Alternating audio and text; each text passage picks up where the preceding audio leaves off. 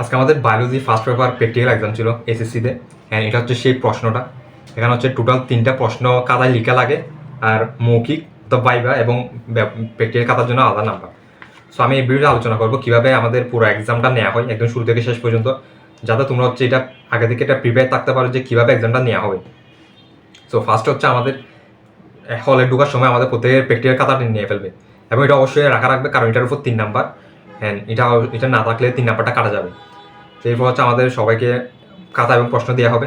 খাতার উপর হচ্ছে নিজের নাম, রোল নাম্বার, যা যা লেখা লাগে এগুলো হচ্ছে ফার্স্টে লেখা লাগবে, তারপর মার্জিং করা লাগবে। এরপর আমাদের 3-4 জনকে একটা করে গ্রুপ করে দেওয়া হবে। সেই জন্য হচ্ছে গ্রুপে অবশ্যই এমন কারোর সাথে বসবে যে হচ্ছে ভালো পারে, কারণ এটা অনেক ইম্পর্টেন্ট। সো তার পাশে বসবে যাতে তার সাথে গ্রুপটা পড়ে। এরপর হচ্ছে আমাদের সামনে টেবিলের মধ্যে একটা টিচারদের টেবিলের মধ্যে একটা হচ্ছে ছবি দেওয়া থাকে। আমাদের সময় ছিল হচ্ছে মেটাফেস পর্যায়ের ছবিটা। আমরা এখানে গিয়ে দেখে এসে খাতায় হচ্ছে এটা শনাক্তকারী বৈশিষ্ট্য এবং এটার নামটা লিখছি। এটা হচ্ছে 1 নাম্বার কোয়েশ্চেনের জন্য 3 নাম্বার, এটা 3 মার্কস। এরপর হচ্ছে 2 নাম্বারের জন্য আমাদেরকে 2 নাম্বার কোয়েশ্চেনের জন্য আমাদের প্রত্যেক গ্রুপকে হচ্ছে একটা একবীজপত্র উদ্ভিদের কাণ্ড দিছে। বাট আমরা এটা চিনতে অনেক কষ্ট হয়েছে, কারণ এটা আগে দেখি নাই আমরা। সো এটা অবশ্যই একবীজপত্র উদ্ভিদের কাণ্ড, মূল এগুলো চিনে রাখতে হবে।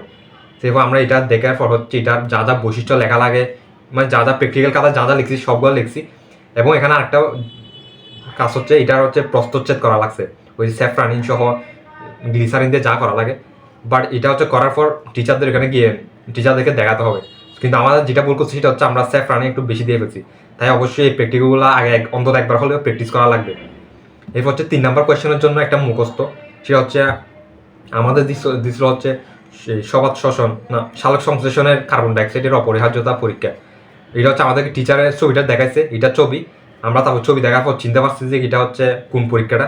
দেন আমরা ওই পরীক্ষাটা মুখস্থ লিখছি। সো এটাই হচ্ছে টোটাল তোমার প্র্যাকটিক্যাল খাতার এই লেখা। এরপর হচ্ছে আরেকটা যেটা নিবে হচ্ছে ভাইভাটা যে কোনো এক সময় ডেকে নিয়ে নিবে।